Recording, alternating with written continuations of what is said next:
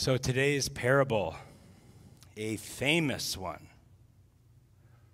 probably one of the most famous within the church body, but I would be willing to bet probably one of the most famous even outside of our religion. The parable of the prodigal son. There's always, though, a danger in labeling Jesus' parables.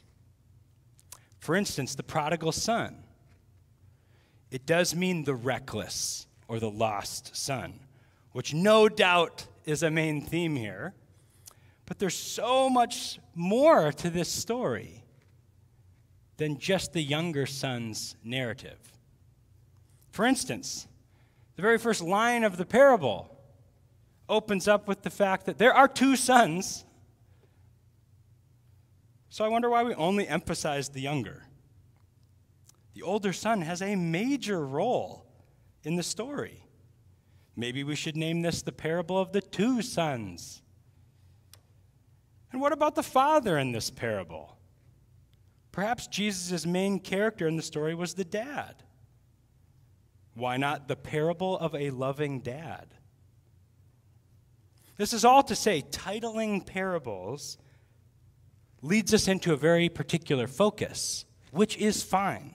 We just need to remember that Jesus' parables are dynamic with multiple points and multiple emphases.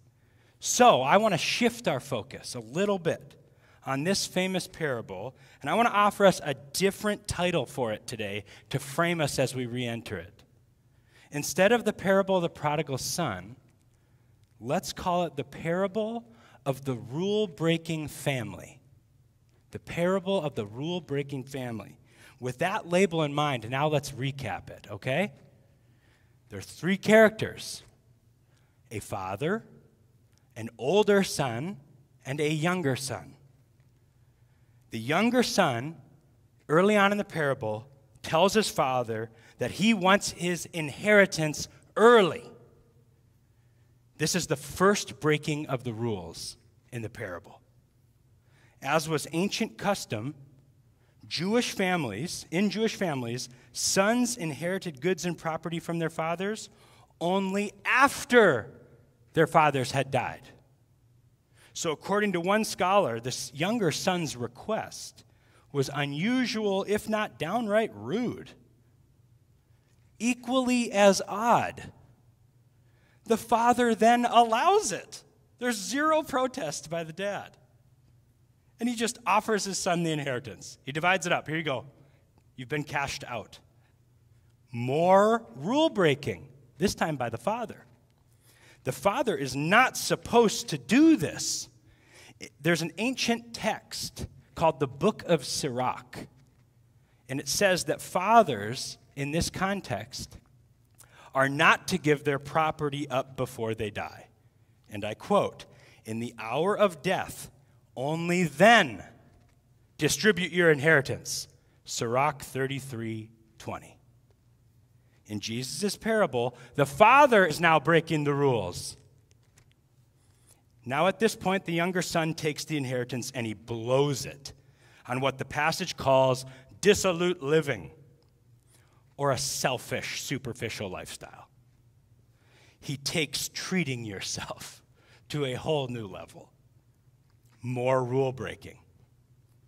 After spending all his money, the younger son picks up a job in the fields, feeding pigs. And now that might seem a really harmless detail, but the younger son's choice in occupation is in fact another example of rule breaking.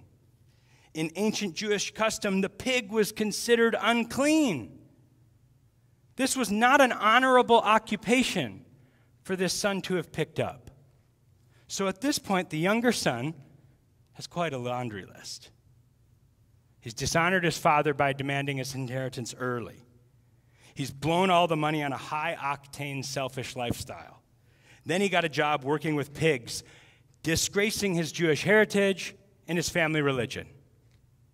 So for Jesus' original audience here, particularly, he was responding to the Pharisees, right? Who were very legalistic about the rules.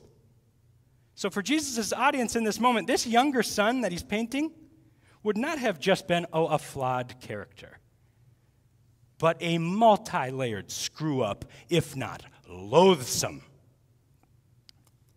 At this point in the parable, the younger son hits rock bottom.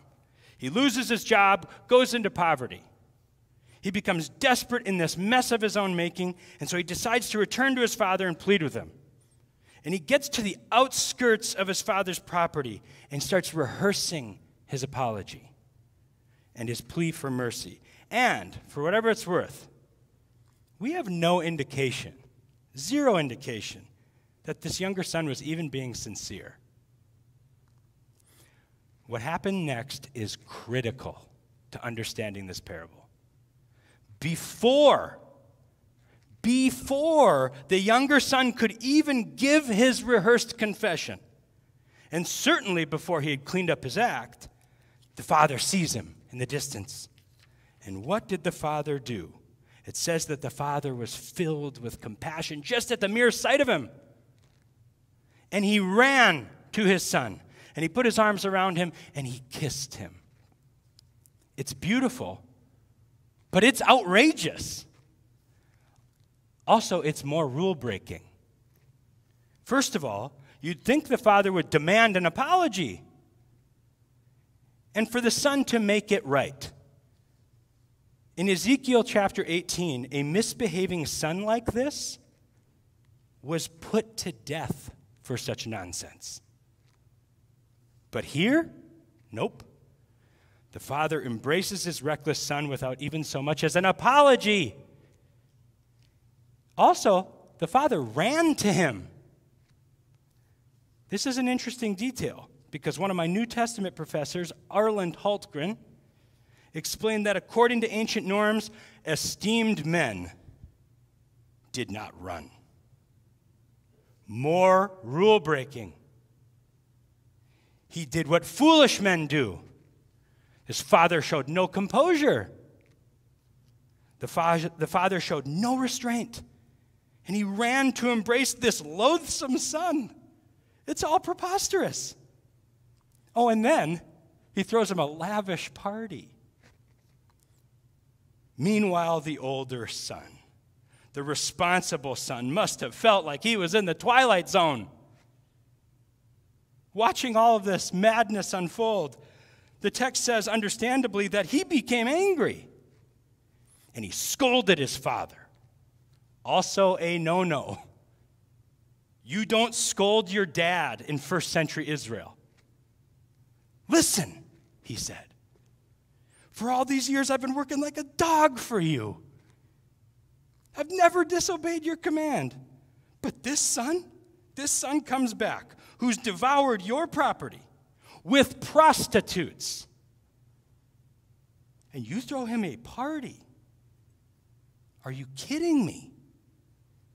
Now, I sympathize with the older son, but still, according to the rules, the father should have then laid into his older son. Okay, first of all, don't be jealous. Thou shalt not covet. Second, don't you ever talk to me like that. Honor your father and mother.